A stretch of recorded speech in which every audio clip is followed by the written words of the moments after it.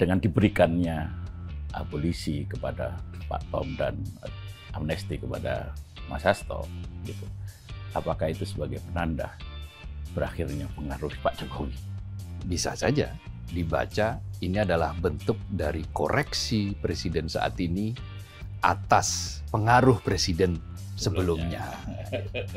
Kalau ada orang yang menyebut ya menampar secara elegan, katanya seperti itu. Tidak bisa dimungkiri bahwa pemberian amnesti dan abolisi ini memang dampak yang paling berat dirasakan adalah kepada Pak Jokowi. Ya kan? Itu terasa sekali di media sosial. Apakah Pak Prabowo itu sudah mulai tidak patuh lagi dengan Pak Jokowi? Menurut saya bisa jadi awal, tetapi saya kok belum berani menyimpulkan seperti itu.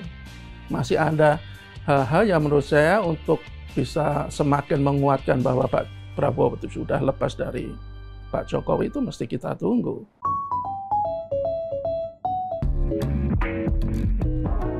Halo Sobat Media Indonesia, salam sehat dan selalu semangat. Jumpa lagi bersama kami dalam program Ordal, obrolan mendalam bersama orang-orang dalam. Saya Haryanto. Mas Jaka Budi Santoso. Ya Mas, siap. Tidurnya akhir-akhir ini? Alhamdulillah, masih bisa tidur lumayan lah. Happy ya? Happy. Kenapa happy? Ya mau apa lagi? Oh betul. Bukan karena berita-berita terakhir ini ya? Enggak juga. Enggak juga ya? Ada happy-nya, ada menyedihkannya juga. Oh, ada menyedihkannya. Oh, ini menarik ini. Nah, kalau Mas Kohar ini happy. Pasti happy. Karena baru saja punya hajat. Terima kasih ya. Menikahkan putranya. Ini apa namanya? Kalau tanya happy itu ya happy karena bisa kumpul dengan keluarga. Gitu. Kumpul teman. Jadi juga. Kumpul dengan keluarga, kumpul dengan kerabat, kumpul dengan teman sahabat itu sesuatu yang menyenangkan. Itu yang katanya silaturahmi itu memanjangkan umur itu gitu. Kalau berita-berita politik terakhir ini bikin happy nggak? Ya itu tadi kan ada yang setelah abolisi kumpul keluarga. Terpisah 9 bulan. 9 bulan jadinya 3 hari. 9 bulan 3 hari. Ada yang terpisah dari sahabat. Ada yang bisa ikut kongres juga. Akhirnya kan bisa ketemu sahabat di kongres. Setelah mendapatkan amnesti. Jadi bagi dua sosok yang punya komunitas, yang satu itu terpisah keluarga, yang satu terpisah dari partai, ini kado bagi mereka. Kado yang membahagiakan. Tapi ada juga yang sedang tidak happy nih. Oh, siapa tuh? Orang komisaris. Oh iya, karena surat itu ya. Komisaris BUMN sama anak perusahaan betul, ya. Danantara itu ya. Iya betul, setelah keluarnya surat Danantara itu. Tapi masih besar. Masih besar. Pemasukan masih besar. Tapi Tantiam itu juga angkanya besar sekali. Puluhan miliar. Tantiam yang gede itu. Sesuatu banget begitu nggak boleh didapat. Tapi kita tidak sedang membicarakan Tantim ya. Kita bicarakan soal kelanjutan dari pemberian abolisi pemberian abolisi kepada Tom Lembong dan amnesti kepada Pak Hasto.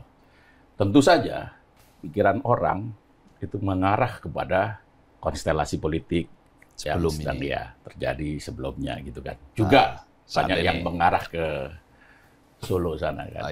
Gitu kan. Dengan diberikannya abolisi kepada Pak Tom dan amnesti kepada Mas Hasto, gitu. Apakah itu sebagai penanda berakhirnya pengaruhnya Pak Jokowi? Ya boleh saja dianggap seperti itu. Tetapi setidak-tidaknya kan basis argumentasinya begini. Abolisi itu kan menghentikan tuntutan kan, menghentikan semua proses penuntutan di pengadilan. Bisa jadi karena satu tidak relevan lagi, atau dua karena ada yang keliru, ada ketidakadilan. Nah, kalau kita anggap menghentikan atau menghapuskan, ya dianggap tidak ada, meniadakan tuntutan proses. Artinya itu meniadakan proses pidana. Proses pidananya itu berarti semua tidak ada. Jadi proses dari mulai penuntutan, mulai dari awal itu dianggap sudah gugur, tidak ada. Kenapa begitu? Ya tadi itu bisa jadi karena dianggap tidak relevan lagi kasus itu untuk diteruskan. Tidak relevan itu ya pengertiannya mungkin luas. bisa karena apapun. Atau dua, ada yang keliru. Bisa jadi keliru prosesnya. Atau yang ketiga ya memang ada hal-hal yang lebih urgent yang mengharuskan ini kalau diteruskan maka ini akan menimbulkan katakanlah misalnya kesesatan dalam norma-norma hukum sehingga diberikanlah abolisi. Nah, mari kita lihat apa yang bisa kita lihat dari proses pengadilan Tom Lembong. Selama ini kan dikatakan oleh Tom Lembong bahwa dia hanya menjalankan tugas negara sebagaimana diamanatkan oleh rapat kabinet terbatas dan pertemuan dengan presiden saat itu. Saat Tom Lembong menjabat Menteri Perdagangan, presidennya adalah Jokowi. Dan saat itu diperintahkan oleh presiden yang disetujui oleh rapat kabinet terbatas bahwa perlu dilakukan impor gula supaya tidak terjadi kekurangan gula. Karena waktu itu kan ada perbedaan data ya. Data di Kementerian Pertanian menyebutkan bahwa stok gula sedang berkurang. Sementara ada yang bilang stok gula melimpah dan seterusnya. Ya, soal data ini kan selalu menjadi persoalan di Republik ini. Yang satu bilang kurang, yang satu bilang melimpah, surplus gitu. Mana yang dipercaya? Ya akhirnya dua-duanya boleh jadi dipercaya tergantung kepentingannya apa gitu. Kalau kepentingannya pengen impor ya salah satu yang mungkin bisa tidak dipercaya, tergantung kepentingan. Nah, itulah yang dijelaskan oleh Tom Lembong dalam proses pengadilan. Tetapi kan itu tidak dianggap. Tidak ada keterangan apapun dari presiden. Bahkan Presiden Jokowi waktu itu tidak dipanggil kan untuk memberikan saksi atau ditanya sebagai saksi, katakanlah seperti itu kan tidak. Sama sekali tidak. Nah, proses yang dilakukan oleh Tom Lembong juga dilakukan oleh Menteri Perdagangan sebelumnya. Maupun setelahnya. Dengan pola jenis yang sama, kurang lebih sama. Nah, lalu akhirnya kan kita lihat keputusan pengadilan itu. Satu, tidak ada mens rea kan? Tidak ada mens rea. Tidak ada niat jahat. Tidak Dua, diri tidak ada klausul memperkaya diri sendiri. Akhirnya dicarilah klausul memperkaya orang lain. Tetapi ini kan bisa dibantah. Kenapa? Karena ternyata bagaimana saya memperkaya orang lain yang mau saya perkaya itu saya nggak kenal.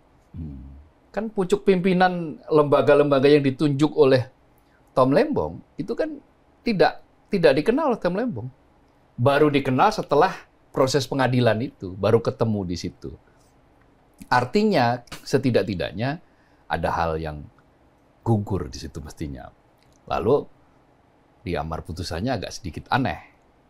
Nah, dianggaplah Tom Lembong itu lebih mementingkan kepentingan ekonomi kapitalisme ketimbang ekonomi Pancasila. Loh, ini apa iya orang ada salah kok karena pandangan, pikiran. Orang dihukum karena pikiran dipenjarakan. Kalau betul gitu kan, itu memenjarakan pikiran. Jadi dengan dalil, dengan dasar, dengan proses yang seperti itulah, maka boleh jadi ini menjadi poin sehingga keluarlah abolisi. Karena ini adalah sebuah bentuk dari koreksi. Ada proses yang tidak tepat di dalam pengadilan atas Tom Lembong itu, maka keluarlah abolisi. Kira-kira bisa dibaca seperti itu. Nah, amnesti Hasto Kristianto, dari pihak Hasto Kristianto itu kan mengatakan bahwa ada kriminalisasi politik. Jadi pelibatannya, buktinya dianggap sumir, lalu lebih kental dengan nuansa politik. Maka amnesti untuk Hasto dibaca oleh publik lebih banyak karena ada sebuah proses-proses politik yang akan dikoreksi juga. Ya, kalau yang tadi itu mengoreksi proses di peradilannya, sementara yang satu itu mengoreksi secara politik. Kebetulan sekali lagi, Tom Lembong adalah tim inti dari pemenangan Anies Rashid Baswedan. Sementara Hasto Kristianto adalah tim inti atau sekjen dari partai yang mengusung Ganjar Pranowo dan Ganjar Mahfud. Yang ini Anies Muhaimin. Nah, dua-duanya ini kasusnya dimulai kan atas. Waktu itu kan atas dorongan kan dari, karena Hasto misalnya waktu itu kan setidak-tidaknya ada sengketa kan. Ada sengketa antara PDIP dan Pak Jokowi dan keluarganya. Maka kemudian proses itu lebih cepat berubah dari yang tadinya itu jalannya lambat, kemudian tiba-tiba menjadi cepat. Ini yang dibaca bahwa abolisi dan amnesti, bukan abolisi untuk Tom Lembong dan amnesti untuk Hasto ini bisa saja dibaca ini adalah bentuk dari koreksi presiden saat ini atas pengaruh presiden sebelumnya. Kalau ada orang yang menyebut ya menampar secara elegan katanya seperti itu. Nah, pertanyaan selanjutnya kan kemudian itu bisa mengubah konstelasi politik. Ya kan? Karena ya Pak Prabowo seperti yang kita tahu selama ini itu kan sangat patuh dalam tanda kutip ya kepada Pak Jokowi kan. Nah, tetapi kemudian beliau memberikan abolisi kepada Pak Tom yang notabene seperti yang disampaikan oleh Mas Kohar tadi dalam tanda kutip adalah lawan politiknya Pak Jokowi. Demikian juga amnesti yang diberikan kepada Mas Hasto gitu. Apakah ini menunjukkan perlawanan dalam tanda kutip dari Pak Prabowo kepada Pak Jokowi atau menunjukkan bahwa Pak Prabowo ini sudah tidak patuh lagi pada Pak Jokowi? Satu lagi, mengapa abolisi dan amnesti ini kok seolah-olah diberikannya mendadak? Iya, kalau kita lihat dari apa yang dikatakan oleh pihak istana, itu kan demi kepentingan yang lebih besar. Bahkan kalau nggak salah itu Pak Dasko atau Pak Mujani itu bilang itu demi NKRI. Dan kalau kita kaitkan lagi dengan prinsip Pak Prabowo selama ini, kan dia ingin merangkul semuanya. Dan dalam konteks ini bisa jadi ini bagian dari upaya Pak Prabowo untuk merangkul semua pihak, dan utamanya PDIP. Karena kan sudah cukup lama, kan hampir semua partai politik itu kan semuanya sudah masuk koalisinya Pak Prabowo, tinggal PDIP kan. Dan Pak Prabowo itu menurut saya juga sangat berkepentingan dengan PDIP, dengan Bu Megawati. Apapun kan PDIP itu kan partai pemenang pemilu, partai pemilik kursi terbanyak di DPR. Kepentingan politik atau kekuatan politiknya juga tidak bisa dipandang remeh. Dan kalau kemudian Pak Prabowo menginginkan PDIP, itu mustahil wajar-wajar saja. Kalau kemudian itu Pak Prabowo pelan tapi pasti juga ingin meninggalkan Pak Jokowi, itu menurut saya juga lumrah-lumrah saja. Karena bagian apa Pak Jokowi itu sudah dalam tanda kutip sudah bagian masa lalu. Sementara PDIP itu masih bagian saat ini dan bagian masa depan. Karena dia partai terbesar, harus diakui kan. Cuman menurut saya kok bagian seperti ini dengan cara-cara seperti ini saya kurang setuju ya. Dengan cara memberikan pengampunan kepada Pak Hasto, apalagi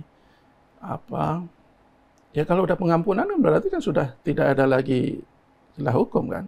Karena amnesti abolisi dalam sejarahnya itu emang itu kan hak istimewa presiden, hak prerogatif presiden. Kan dalam sejarahnya itu tidak pernah diberikan kepada orang-orang yang tersangkut dalam kasus korupsi. Meskipun abolisi dan amnesti itu berbeda kan case-nya. Betul ya. Kalau untuk Tom Lembong, saya pikir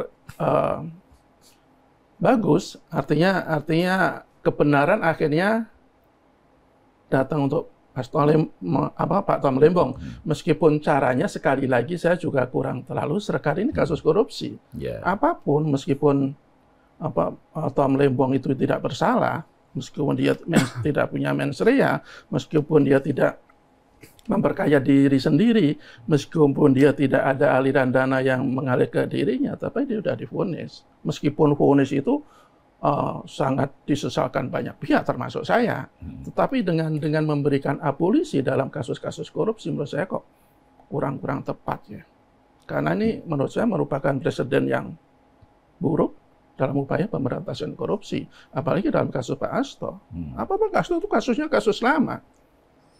Meskipun orang menganggap apa itu kriminalisasi segala macam, tapi kalau kita lihat dari sejarahnya, itu kan sudah kasus yang sangat lama. Bahkan mantan-mantan penyidik KPK itu bagaimana kita ingat ketika dia malah dipersekusi, ketika dia akan melakukan OTT di PT IKA, itu kan waktu Pak Hasto masih berkuasa. Kalau kemudian dia tidak berkuasa, kemudian dihukum dan divonis, ya itu kan ya menurut saya konsekuensi yang sudah harus diterima dia. Jadi pertama saya kurang setuju meskipun tujuannya bagus, tapi yang kedua apakah ini kemudian ini menunjukkan bahwa hubungan dengan Pak Jokowi itu sudah mulai renggang, apakah Pak Prabowo itu sudah mulai tidak patuh lagi dengan Pak Jokowi? Menurut saya bisa jadi awal, tetapi saya kok belum berani menyimpulkan seperti itu. Masih ada hal-hal yang menurut saya untuk bisa semakin menguatkan bahwa Pak Prabowo itu sudah lepas dari Pak Jokowi itu mesti kita tunggu.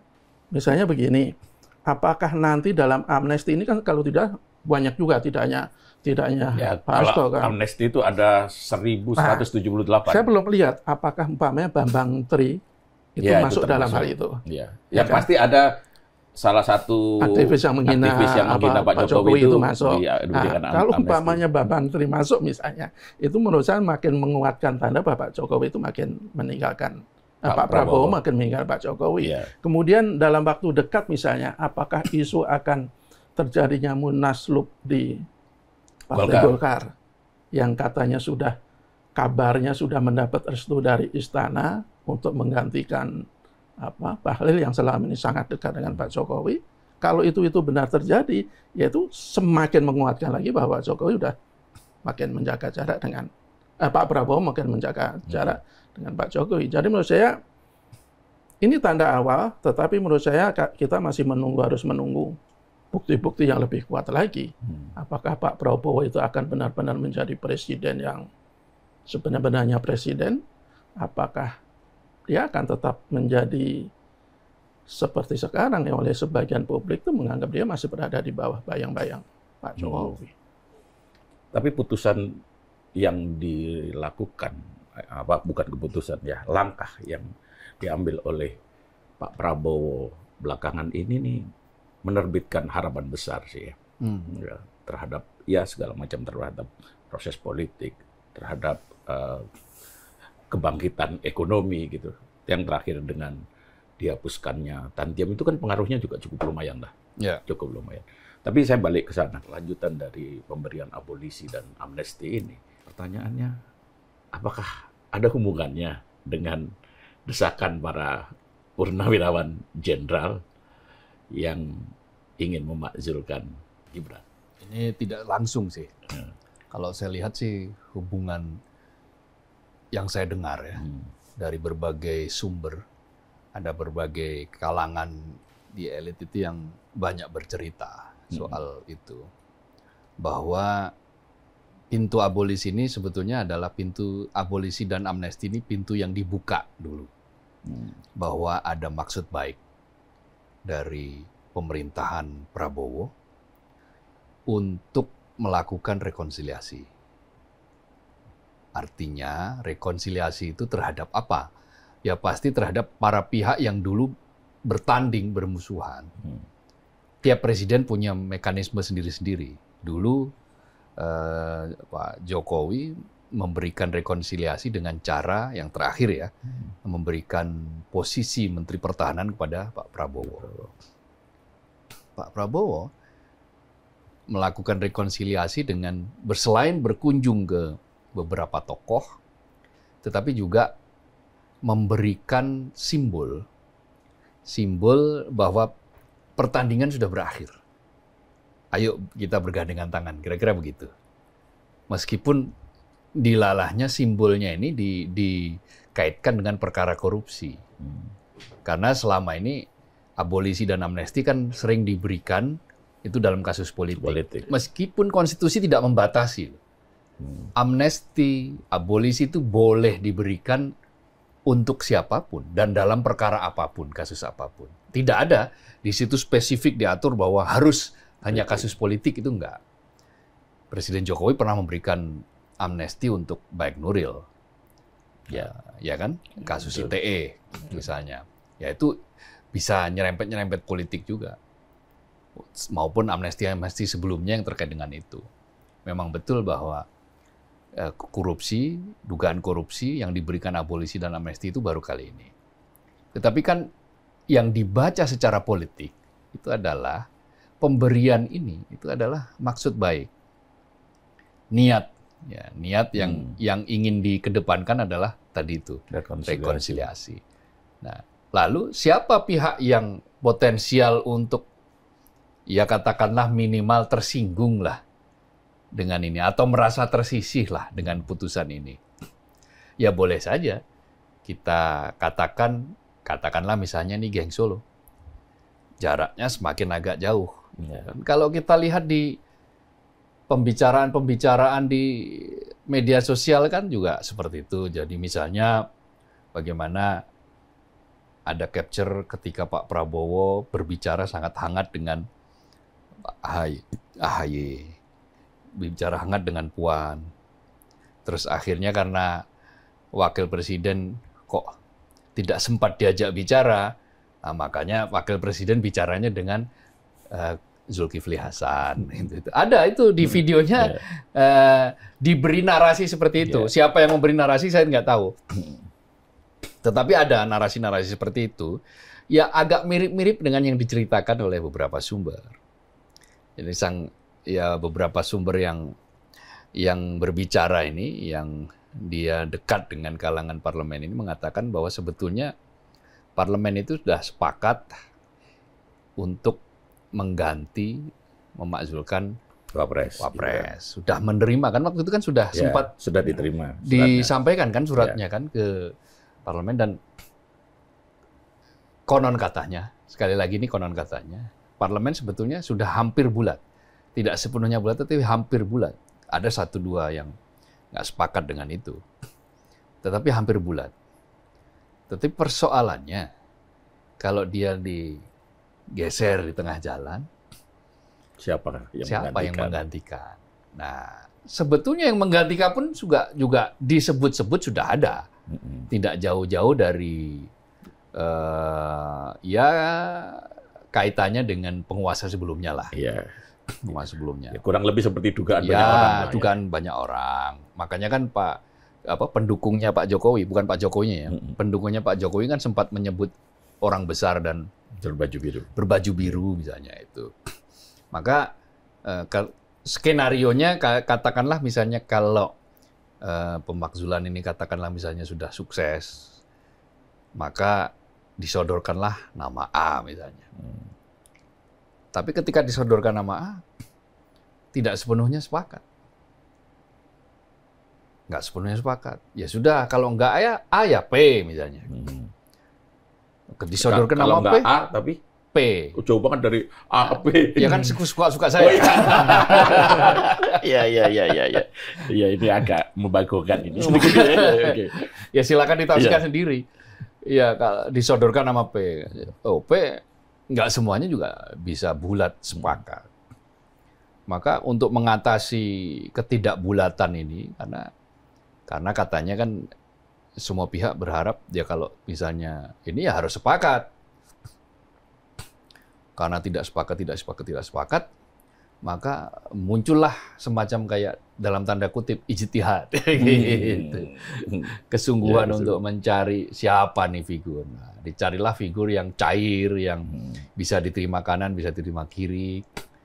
Ya katakanlah muncul sosok katakanlah D misalnya. Jadi A, B, D. Ya kan bolak-balik nggak apa-apa. Alat pelindung diri. Muncullah D, itu sosok D yang ya dikenal, ya dia bisa ke kanan, bisa ke kiri, dan bisa diterima banyak pihak, dan perannya dia juga bagian dari ya intinya dari inti yang dipercayalah gitu. Sama D ini pasti punya peran dominan juga ini kan. Iya, sama presiden kira-kira begitu. Tapi namanya juga D kan dominan. Nah, iya, ya namanya juga D. itu dekat.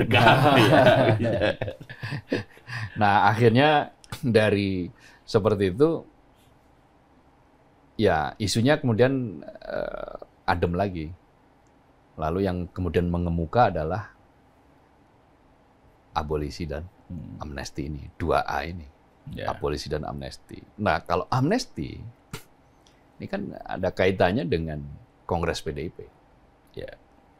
Antara amnesti dan Kongres PDIP kan sangat berdekatan. Jadi kan orang dalam PDIP itu ada yang cerita bahwa mereka itu sebetulnya sangat khawatir kalau sampai kemudian Presiden Prabowo dan pemerintahannya ini kemudian mengganggu Kongres PDIP. Mengganggu Kongres PDIP, termasuk diantaranya adalah mengganggu Megawati Soekarno Putri, Ibu Mega, untuk menjadi tokoh sentral PDIP. Suka tidak suka, mau tidak mau, kepemimpinan Bu Mega masih sangat dibutuhkan oleh PDIP kan, untuk soliditas dan seterusnya. Tidak bisa dibayangkan PDIP tanpa Megawati Soekarno Putri, itu akan sulit. Makanya yang terjadi kemudian kan Kongres mulus kan? Ya. Kongres mulus, Ibu Mega Pilih kembali. kukuhkan kembali. Setelah itu Ibu Mega memerintahkan kepada seluruh elemen PDIP untuk mendukung pemerintah dimanapun, menjadi penyeimbang, ya meskipun tidak oposisi, ya masih ngambang lah. Tetapi setidak-tidaknya antara amnesti, kemudian ini abolisi dan kemudian rekonsiliasi, itu memang bertetangga dekat semuanya. Bertetangga dekat dan akhirnya berkerabat. Gitu. Iya. Lah, apakah ini nanti itu akan berlanjut kepada yang tadi saya omongkan urusan APD itu, alat pelindung diri tadi itu, ya itu masih harus kita tunggu. Iya. Masih kita tunggu untuk episode Ordal berikutnya. Tapi kan begini, kemarin sudah bicara orang besar kan? Orang besar. Nah, Iya. tapi yang ada juga yang menarik begini. Statement Pak Jokowi terakhir ini, yang mengakui bahwa ya saya yang memerintahkan Tom Lembong kan untuk impor. Tapi detail teknisnya kan urusan kementerian. Gitu. Betul. Tapi bahwa ya namanya juga negara, ya perintah pasti dari presiden. Cuma kan yang kemudian yang dipertanyakan publik, kenapa Tom Lembong? Kok baru kali ini ngomongnya? Setelah abolisi, kok sebelumnya kok nggak ada, diam saja. Ya karena nggak dipanggil, kenapa harus ngomong kan gitu. Kalau nggak ditanya, kenapa harus ngomong? Bisa saja begitu. Jadi intinya adalah ada proses politik, ya biarlah itu menjadi mekanisme politik. Tapi pelajaran yang paling penting adalah ya mestinya kekuasaan dan politik itu jangan mencampuri hukum lah. Ya, betul. Ya, tapi kalau kita mencermati di media sosial ya, pemberian abolisi dan amnesti itu berdampak pada menyatunya para pendukung Anies dan para pendukung Ganjar dan Mahfud, ya dalam hal ini simpatisan PDIP. Dengan pendukung Prabowo juga menyatu kan? Dengan pendukung Prabowo menyatu dan ujungnya pada satu, menjadikan Pak Jokowi sebagai musuh bersama. Itu terlihat sekali di gejala di media sosial, itu terasa betul. Gitu. Kalau kita cermati, memang pemberian abolisi dan amnesti ini kan, ya tadi Mas Kohar bilang bahwa ini mengkoreksi kebijakan atau keputusan hukum di masa pemerintahan sebelumnya kan, bisa jadi seperti itu kan? Iya, tafsir saya. Iya. Bukan tafsir saya juga demikian. Kalau tafsirnya pemerintah kan beda. Ada tiga alasannya kan. Betul. Satu untuk rekonsiliasi, maksudnya karena momentum 17 Agustus untuk persatuan bangsa, kepentingan NKRI bangsa. Ketiga, ya kan jasa-jasa dua sosok ini harus diakui, jasa mereka besar. Ya, tiga alasan itu aja. Betul. Tapi ya itu alasan formal yang dikemukakan oleh tafsir kan boleh. Betul. Jika ada putusan yang dikoreksi, ya kalau kita menafsirkan kurang lebih sama lah. Artinya putusan itu salah toh. Iya kan? Pada masa sebelumnya hukum itu dijadikan instrumen untuk menekan pada pihak-pihak yang tidak sejalan, pada pihak-pihak yang berseberangan, seperti yang dialami oleh Hasto. Ketika kan semasa Pak Jokowi masih menjadi anak manisnya PDIP, kan Pak Hasto itu betul-betul diprotek, gitu. Tapi begitu sudah lepas dan begitu Pak Hasto bersuara kritis terhadap pemerintahan Pak Jokowi, kan kemudian baru itu dicerat, gitu kan. Ya, kalau soal campur tangan kekuasaan dalam penegakan hukum itu kan sudah mendapatkan beberapa konfirmasi kan. Ya, kita berkali-kali ingatkan ketika Pak Agus Raharjo belak-belakan mengaku pernah dipanggil Pak Jokowi untuk menghentikan kasus Setia Novanto. Kemudian juga santer terdengar bagaimana Pak Anies itu begitu gencar ingin ditersangkakan dalam kasus Formula E. Sampai belasan kali sampai belasan kali gelar perkara, tetapi karena tidak ada satupun bukti, ya akhirnya lolos. Dan itu kan juga diakui oleh mantan-mantan penyidik KPK kan, bahkan belasan kali dilakukan gelar perkara. Jadi kalau kemudian orang mengait-kaitkan bahwa kasus Pak Tom Lembong itu terkait dengan kekuasaan sebelumnya, ya menurut saya sih wajar-wajar saja, dan saya juga agak mengait-ngaitkan seperti itu kan.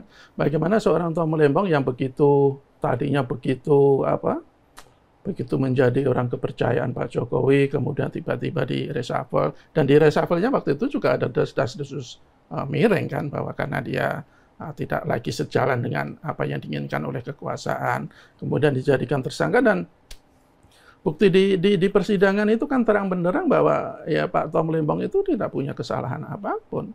Kesalahan dia adalah karena dia menjalankan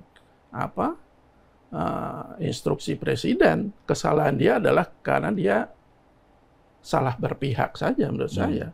Kalau dia masih berpihak kepada Pak Jokowi atau kekuasaan sebelumnya, saya yakin dia tidak akan ditersangkakan. Jadi ini menunjukkan bahwa ya politik itu kekuasaan itu memang digunakan untuk menekan instrumen hukum. Kemudian dari Mas juga sebutkan bagaimana Pak Hasto yang dulu sebenarnya kalau beberapa mantan penyidik KPK itu kan menyatakan dengan terang benderang bahwa Pak Hasto itu emang punya keterlibatan cukup kuat dalam kasus Harun Masiku. Tapi berapa bulan dia dibiarkan bebas. Baru setelah PDIP berseberangan dengan Pak Jokowi kemudian jadikan tersangka. Jadi hal-hal seperti ini menunjukkan bahwa ya penegakan hukum kita itu tidak tegak lurus pada keadilan.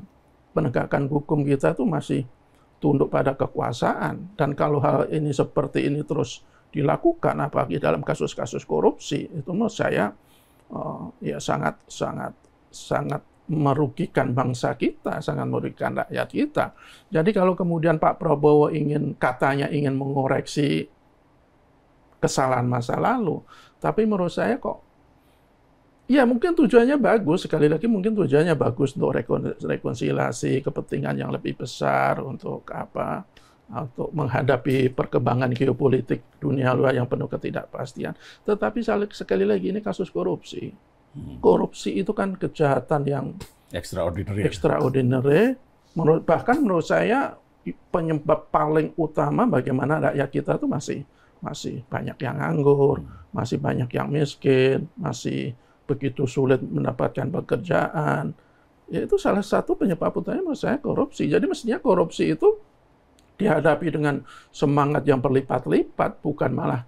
Saya melihatnya ini abolisi dan amnesti ini kok secara tidak langsung menunjukkan bahwa ada kompromi dengan kasus-kasus korupsi. Artinya Mas Jaka tidak setuju pemberian abolisi dan amnesti? Saya tidak setuju. Ini karena untuk kasus korupsi. Ya. Sekali lagi dalam sejarahnya khusus abolisi dan amnesti itu untuk kasus-kasus. Ya kalau di era Pak Karno kan, itu Kahar Muzakkar pernah, kemudian di era Pak Harto itu juga GAM atau beberapa Fretilin. Zaman Pak Harto itu Fretilin. Ya, Fretilin. Kemudian zamannya Gus Dur juga Sanana. Zamannya Habibie itu si Bimang Pamungkas sama Mokhtar Papahan. Kemudian zamannya Gus Dur itu Papua sama Sanana Gusmo CS. Kemudian di zaman Pak SBY juga ada beberapa. Zaman Gus Dur sih Budiman Sujatmiko juga ya, ya kan.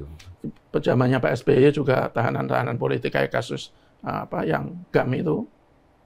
Itu sebenarnya yang tapi kalau kemudian diberikan untuk kasus-kasus korupsi kok saya tidak tepat. Tapi untuk kasus Pak Tom itu kan hakim sudah menyampaikan bahwa tidak ada mens rea, tidak ada niat buruk gitu loh, untuk memperkaya, tidak ada niat untuk memperkaya diri gitu kan.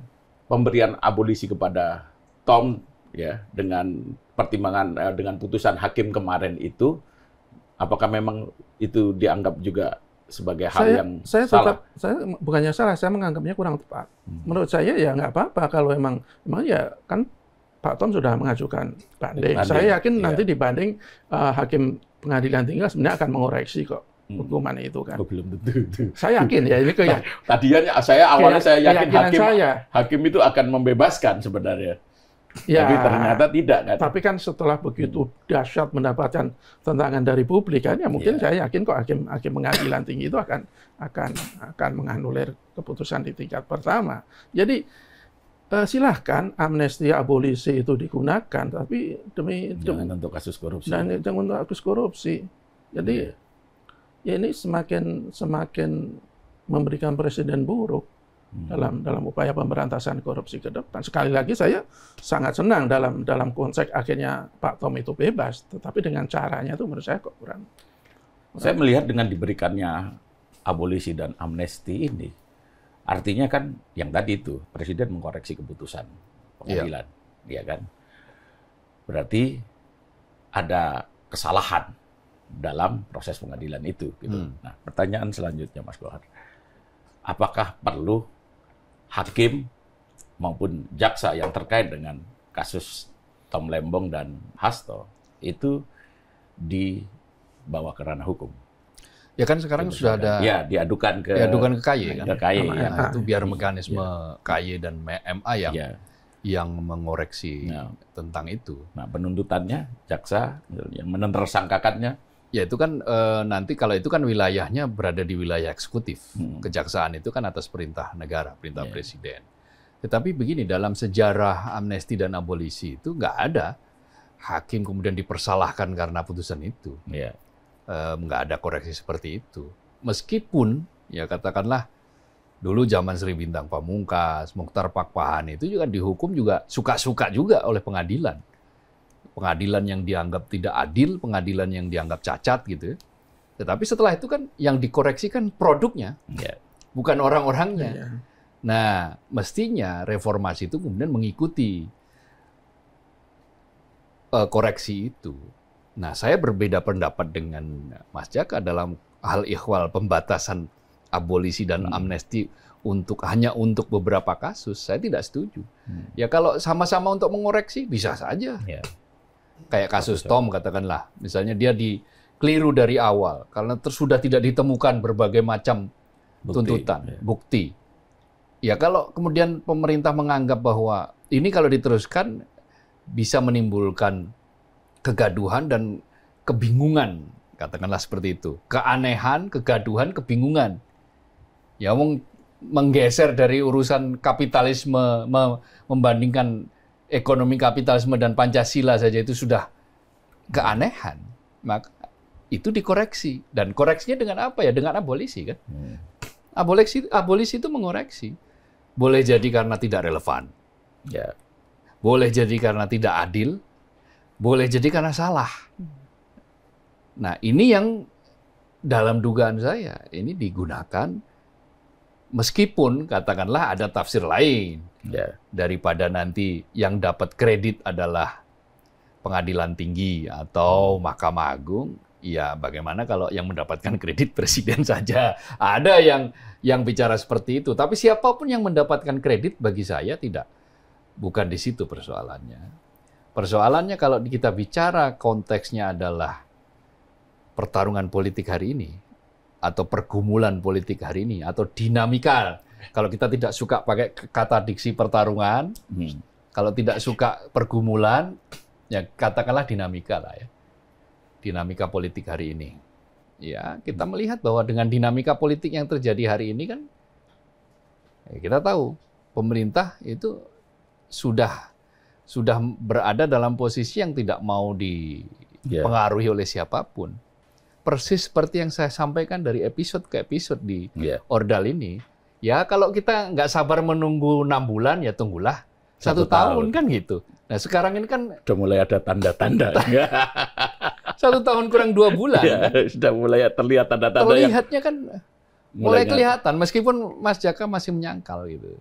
Apakah pemberian amnesti kepada Pak Hasto dan abolisi kepada Pak Tom Lembong ini sudah didiskusikan nggak dengan Pak Jokowi? Karena gini, beberapa hari sebelum Pak Prabowo memberikan amnesti dan abolisi ini kan beliau bertemu dengan sangat akrab kan, ketemu di Solo, ngebakmi bareng gitu.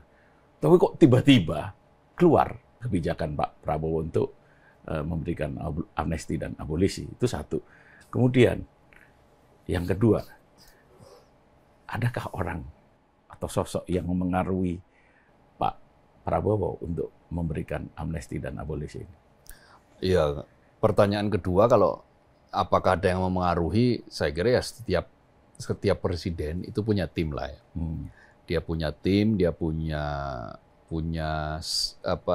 orang-orang yang memberikan mulai dari saran yang sangat serius atau sekadar bisikan-bisikan.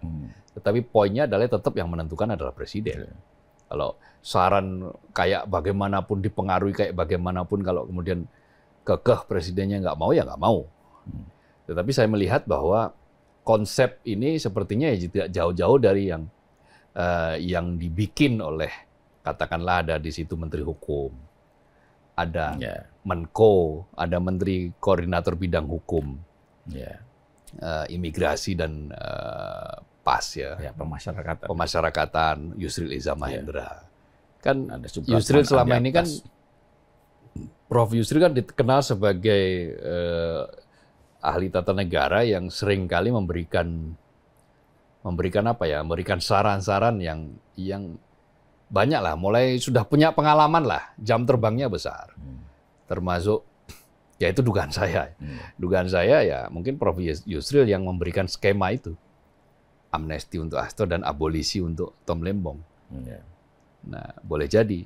Dan itu kemudian dipantulkan oleh Pak Supratman Andi Aktas ini sebagai Menteri Hukum untuk menjalankan itu. Nah, kemudian pertanyaan yang pertama tadi, apakah ini didiskusikan dengan Pak Jokowi? Ketika hal itu ditanyakan ke Pak Jokowi bilang enggak ada. Tetapi apakah realitas politiknya ada? Saya kok nggak yakin ini didiskusikan. Saya nggak yakin. Tidak ada tanda-tanda. Tidak ada tanda-tanda bahwa ngebakmi bareng dan seterusnya itu kan karena keharusan bahwa Pak Prabowo harus datang ke kongresnya PSI. Kemudian PSI ini kan juga partai yang mendukung Pak Prabowo. Tipologi Pak Prabowo kan nggak mungkin meninggalkan begitu saja siapapun yang mendukungnya. Nah, ini hanya soal cara. Tanpa harus, katakanlah dalam tanda kutip, mungkin ya, mempermalukan gitu. Mempermalukan Pak Jokowi, nggak dalam konteks seperti itu.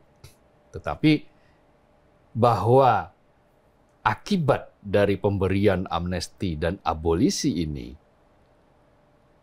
jatuhnya ke Pak Jokowi yang kemudian ada yang menganggap bahwa ini seolah-olah kemudian akhirnya sekarang dikucilkan ini.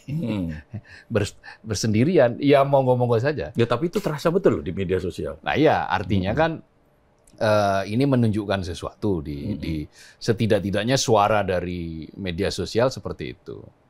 Tetapi kan kalau kita lihat dari surveinya siapa namanya, Denny J.A. ya, yang bahwa Pak masih 70% masih yakin Pak Jokowi ini ijazahnya asli. Misalnya itu, terus masih percaya pada Pak Jokowi, kan berarti masih besar. Iya. Meskipun besar lulusan SD. Ya nggak apa-apa. Itu kan berarti keberhasilan. Betul. Keberhasilan dalam membuat apa ya, katakanlah kalau orang bilang pencitraan gitu ya, dan pencitraan itu berhasil kalau seperti itu adanya gitu. Tetapi secara politik bahwa abolisi dan amnesti ini adalah hak mutlak, ya, hak mutlak presiden. Yang dulu di Undang-Undang Dasar sebelum amandemen itu kan nggak perlu pertimbangan DPR. Tetapi setelah di amandemen itu dengan mempertimbangkan DPR. Dan proses itu semua sudah dilalui itu. Baik abolisi maupun amnesti sudah dilalui. Kenapa saya selalu menyebut abolisi duluan karena berdasarkan abjad. Setelah A kan B, abolisi. Sementara amnesti kan AM, B setelah M. Makanya tadi A dulu. Kecuali tadi tapi A, kan A terus P. P dulu balik. Nah, kalau itu lain soal itu. Itu menunjukkan bagaimana zigzagnya politik kita. Tapi kalau dalam konteks abolisi dan amnesti, ya seperti itulah. Artinya bahwa Presiden Prabowo kok saya yakin dia mandiri. Dalam konteks tadi konteks relasi dengan Pak Jokowi ya. Saya yakin Presiden Prabowo mandiri. Tetapi kalau dia mendengar dari siapa, ya itu saya kira banyak timnya. Ya salah satu diantaranya ya dugaan saya ya Prof. Yusril itu. Gitu. Jadi itu yang mungkin sangat mungkin. Dan memang untuk memberikan abolisi itu kan minta pertimbangannya kan ke DPR. Iya. Bukan kan kepada mantan presiden. Betul. Memberikan amnesti dan abolisi. Iya, kalau konstitusional, kalau misalnya minta pertimbangannya ke mantan presiden, nggak konstitusional itu. Malah persahabatan. Itu persahabatan. Dan pasti nggak disetujui. Begitu lega langsung ngomong. Udah lega. Tapi dia tidak bisa dimungkiri bahwa pemberian amnesti dan abolisi ini memang dampak yang paling berat dirasakan adalah kepada Pak Jokowi. Iya kan? Itu terasa sekali di media sosial. Makanya belakangan ini saya perhatikan banyak konten-konten di media sosial yang diinisiasi oleh kader PSI yang mengkritisi dengan sangat keras pemberian amnesti dan abolisi itu. Itu kan. Nah, yang mau saya tanyakan ini di luar tadi. Setelah pemberian amnesti dan abolisi, ada satu hal yang juga menarik. Pak Dasko mengunggah foto dengan Mbak Puan dan Ibu Mega. Ada juga Prasetyo Hadi dan Prananda. Prananda kayak nggak salah. Kemudian dituliskan caption itu, tulisannya adalah merajut tali kebangsaan dan persaudaraan. Dan selama ini kita tahu bahwa Pak Dasko ini adalah sosok yang sangat dekat dan sangat dipercaya oleh Pak Prabowo. Ya, jangankan mengunggah foto dengan Ibu Mega dan Mbak Puan. Pada saat pengumuman kabinet saja yang di sebelah Pak Prabowo adalah Don Dasko. Nah, apa yang bisa dimaknai dari unggahan foto tersebut? Ya kalau mereka bilang kan ini sekedar silaturahmi biasa ya. Tapi kan dalam politik itu kan semuanya kan harus dipandang ada makna terselubung dalam setiap kegiatan.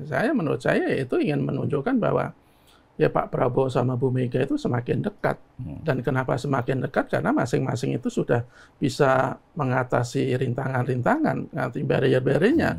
Dan saya yakin salah satu yang dituntut oleh Bu Mega, bukan yakin ya, itu ada beberapa informasi juga yang sudah ada di pemberitaan. Salah satu yang dituntut Bu Mega untuk bisa merapat ke kekuasaan itu ya salah satu kan soal Hasto nih, ya kan? Hasto jangan sampai dihukum. Kemudian yang kedua ya yang pasti ya dia tidak mau dekat-dekat dengan Pak Jokowi kan? Itu pasti. Ya pasti itu memberikan syarat seperti itu Bu Mega. Saya mau masuk asal ya Pak Prabowo jangan terlalu ini lagi dengan Pak Jokowi, karena ya kita tahu kan Bu Mega itu sama Pak Jokowi sekarang kan sudah betul-betul sudah menjadi musuh politik lah, musuh politik yang sangat kentara, apalagi setelah Pak Jokowi kemarin secara resmi mendeklarasikan dirinya sebagai orang PSI, meskipun secara formal tidak, tetapi dia bertekad untuk membesarkan PSI, all out membesarkan PSI, kemudian juga anaknya juga masih menjadi ketua PSI. Jadi jadi ya paling tidak sekarang Bu Mega mungkin sudah mendapatkan jaminan dari Pak Prabowo bahwa Pak Prabowo tidak akan lagi, paling tidak akan lagi menjadi bayang-bayang Pak Jokowi seperti yang selama ini banyak diperkirakan orang. Jadi kalau meminjam bahasanya Mas Gibran, tenang Ibu Mega. Dan ini menarik loh sebenarnya kan kalau kita analisa itu. Nah, tadi Mas Kohar kan sudah menyebutkan juga kemungkinan soal sudah disepakatinya soal wacana pemakzulan. Dalam kasus ijazah palsu ini menurut saya juga ada hal-hal yang menurut saya menarik. Kenapa sih polisi itu begitu lama menyelesaikan kasus ini? Ya kan? Beda hanya dengan dulu Bambang Tri sama Gus Nur. Oh, itu cukup cepat itu. Tapi Gus Nur sudah bebas ya? Bebas, tinggal Bambang Tri aja. Bebas bersyarat. Waktu itu dia dalam hitungan bulan, kok waktu itu langsung ditangkap, dijadikan tersangka. Wah, ini ulama loh. Makanya betul, jadi tadi di awal itu menjadi pertanyaan, apakah Bambang Tri Mulyono ini termasuk yang mendapatkan amnesti? Makanya kalau itu benar-benar mendapatkan amnesti, kemudian nanti Golkar benar-benar ada munaslup, ya sudah lah bahwa Pak Prabowo itu sudah memposisikan dirinya sebagai presiden, satu-satunya presiden. Balik ke Mas Kohar ini, dari sisi hukum ya, selama ini kan saya bukan sarjana hukum. Iya betul. Meskipun ya paham lah, dikit-dikit secara common sense kan, hukum itu kan common sense kan. Kita melihat bahwa persepsi publik terhadap hukum kita kan masih rendah kan, ya kan. Upaya penegakan hukum kita tadi juga ada banyak yang menyampaikan juga Mas Jaka juga tadinya bahwa hukum dijadikan alat gitu. Nah, dengan diberikannya amnesti kepada Pak Hasto dan abolisi kepada Pak Tom ini, apakah memperburuk citra penegakan hukum di negeri kita ini atau justru sebaliknya? Enggak. Saya kira ini dua hal yang berbeda. Citra hukum itu selamanya tidak hanya ditentukan oleh 1-2 kasus. Dia akan banyak bergantung pada kasus-kasus yang lain. Tetapi citra hukum yang persepsi masyarakat masih negatif itu adalah hukum yang masih bisa diintervensi oleh kekuasaan. Hukum yang masih bisa dimasuki oleh politik. Itu yang selama ini dikritisi oleh publik. Termasuk dalam kasus Tom Lembong. Itu publik mengapa kemudian baru kali ini ada orang divonis tapi malah dibela gitu loh. Artinya mantan pejabat divonis tapi dibela. Sudah begitu kasusnya korupsi lagi kan. Kenapa?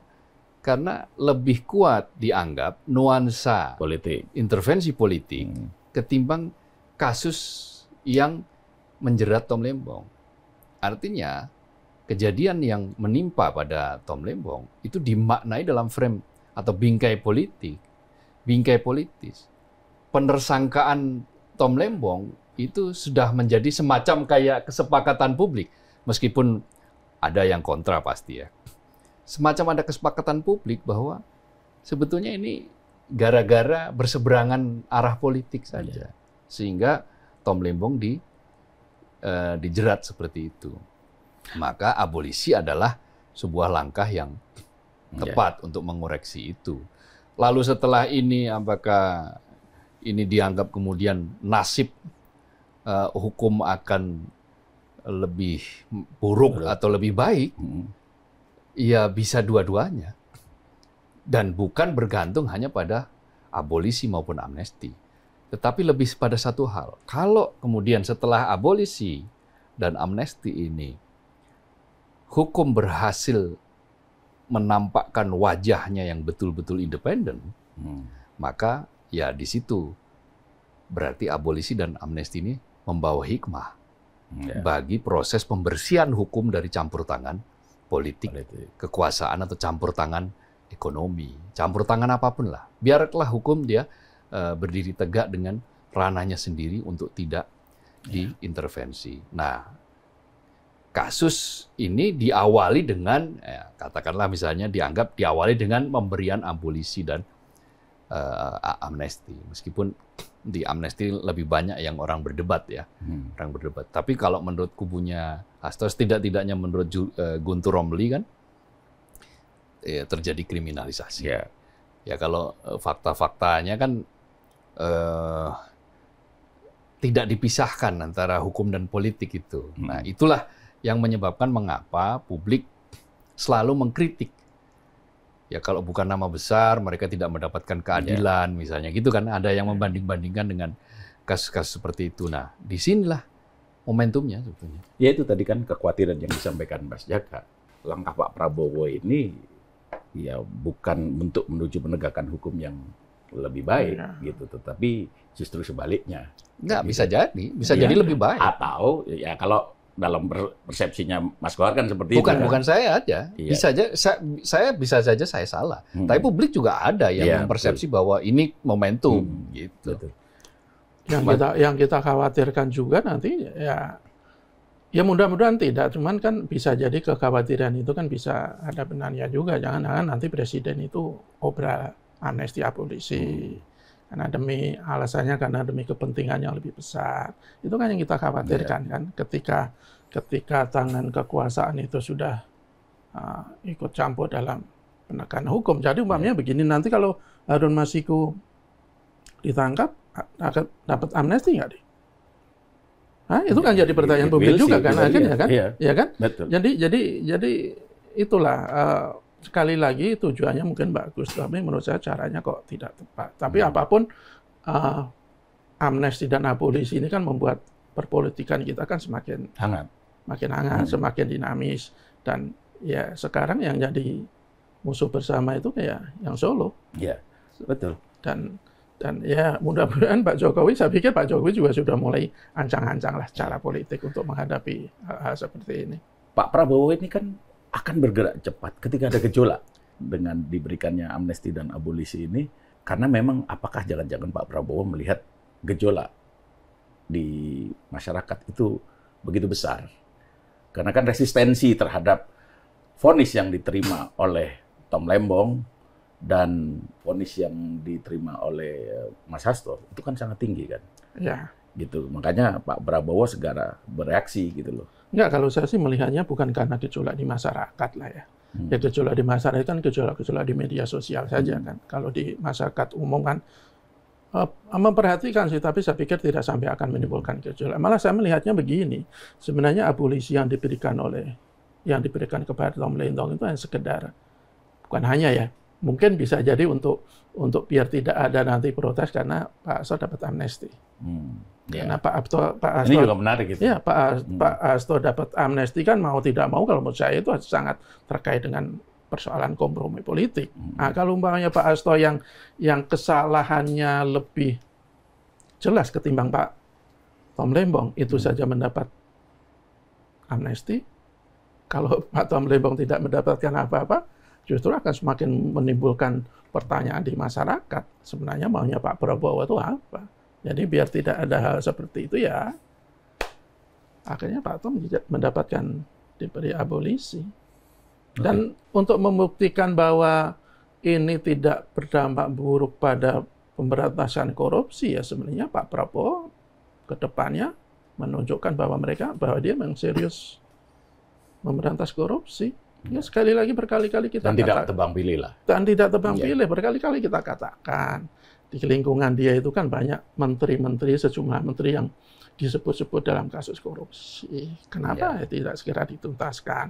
Katanya dia mendukung RUU perampasan aset. Ya kenapa sampai sekarang tidak dijalankan? Sebenarnya sebagai presiden yang memimpin koalisi begitu besar untuk partai-partai politik, tinggal perintahkan kok. Tinggal aja ketua umum partai-partai politik itu untuk segera mensahkan RUU perampasan. Nggak sampai sebulan jadi barang itu kalau ada kemauan. Ya, jadi masih kita tunggulah Pak ya, Prabowo. Makanya kita tunggu apakah apa yang dia lakukan itu tidak akan mengganggu upaya pemberantasan korupsi, apa justru sebaliknya. Ya. Oke. Mas Kohar, harapannya seperti apa? Ya, harapan saya yang paling utama pisahkan hukum dari politik lah.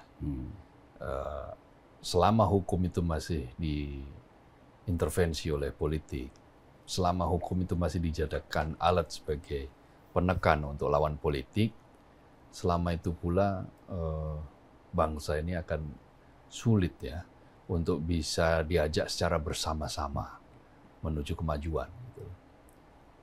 Atau diajak bersama-sama untuk mendukung siapa saja, untuk memberikan kepercayaan siapa saja tanpa reserve. Karena apa? Karena basisnya adalah ya hukum yang masih bisa ditekuk misalnya, hukum yang masih bisa dipengaruhi, hukum yang masih diperalat, hukum yang masih dijadikan alat. Nah, kalau itu bisa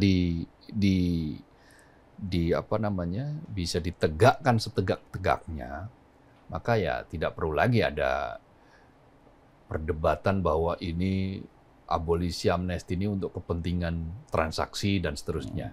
Nggak perlu ada lagi perdebatan seperti itu. Ya selama cara pandang kita itu menganggap bahwa hukum itu bisa dicampur adukkan atau bisa diintervensi oleh kekuasaan atau politik atau ekonomi, kekuasaan uang juga, maka ya selama itu pula kita tidak pernah merdeka dalam pengertian yang sesungguhnya. Ini mumpung bulan Agustus ya. Jadi itu makanya wajar kalau kemudian sebagian orang mulai protes dengan bendera One Piece misalnya. Ya saya kira untuk menghadapi hal-hal semacam ini ya dibutuhkan kesabaran dan dibutuhkan keseriusan bagi siapapun yang sedang berkuasa itu untuk ya biarkanlah hukum bekerja secara independen, biarkanlah hukum bergerak secara independen dan jangan sekali-kali gunakan hukum itu sebagai alat untuk melanggengkan kekuasaan, alat untuk menekan, untuk memberangus lawan. Saya kira itu aja. Nah, poin penting itu. Jangan jadikan hukum itu untuk menekan bahkan memberangus lawan. Iya. Begitu. Saya kira cukup ya. Cukup. Baik, Sobat Media Indonesia, demikian perbincangan kami. Salam sehat.